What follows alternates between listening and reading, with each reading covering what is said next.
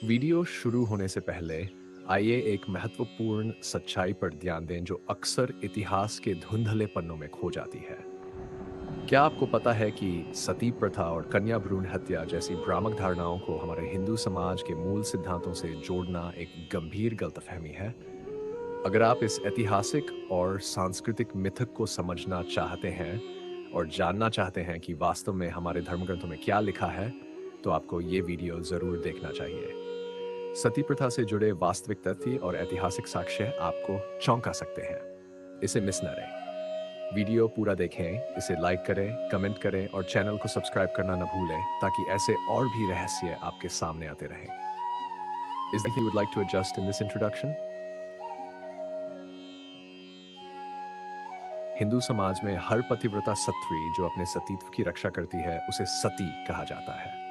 पौराणिक कथा की नायिका सावित्री ने अपने पति सत्यवान के प्राण यमराज से वापस लेकर अपने सतीत्व की रक्षा की थी, जिसके कारण उसे अपने जीवन काल में ही सती की गौरवपूर्ण उपाधि प्राप्त हुई थी।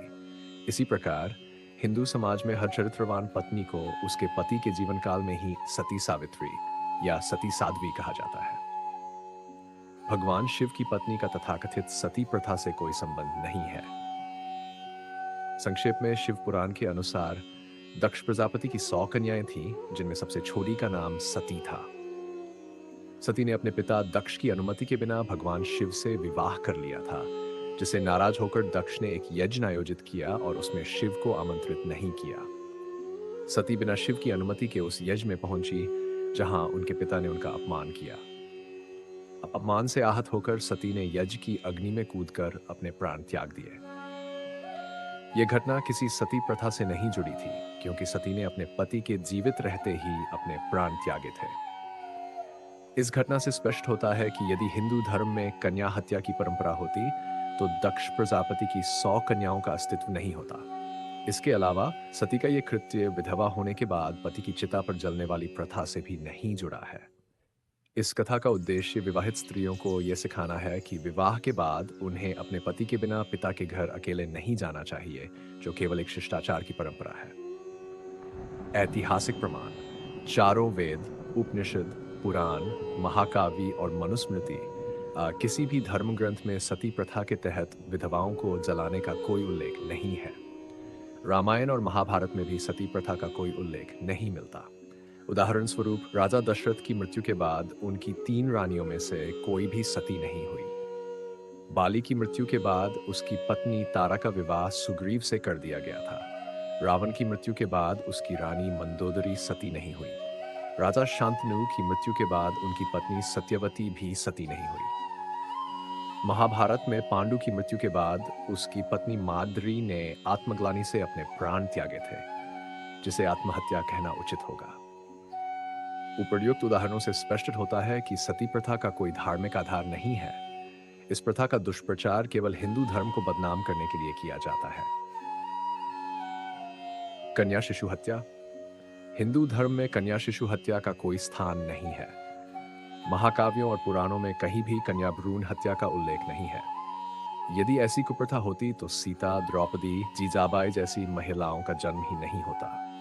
हिंदू समाज कन्यादान को पवित्र मानता है और गर्भपात का विरोध करता है। कन्या भ्रूण हत्या की यह घिनौनी प्रथा पश्चिमी समाज की देन है और इसका हिंदू धर्म से कोई संबंध नहीं है।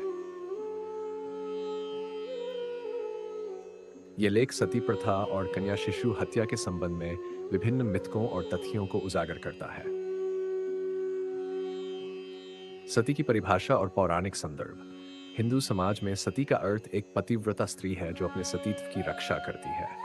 सावित्री का उदाहरण दिया गया है, जिसने अपने पति सत्यवान के प्राण यमराज से छीनकर अपने सतीत्व की रक्षा की। भगवान शिव की पत्नी सती की कथा का सती प्रथा से कोई संबंध नहीं है, क्योंकि सती ने अपने पति की मृत्यु के बजाय अपने पिता के अपमान के कारण यज्ञ की अग्नि में कूदकर आत्महत्या की थी। धार्मिक ग्रंथों में सती प्रथा का अभाव: चारों वेदों, महाकाव्यों और धर्म ग्रंथों में विधवाओं को पति की चिता के साथ जलाने की प्रथा का कोई उल्लेख नहीं और महाभारत में भी इसका कोई प्रमाण नहीं है, सिवांडु की मृत्यु के बाद माद्री के आत्महत्या के। 3. सती प्रथा का उत्पत्ति और जौहर: सती प्रथा का कोई मूल हिंदू धर्म में नहीं है। बल्कि यह मध्यकालीन राजपूतों की जौहर प्रथा का परिणाम थी।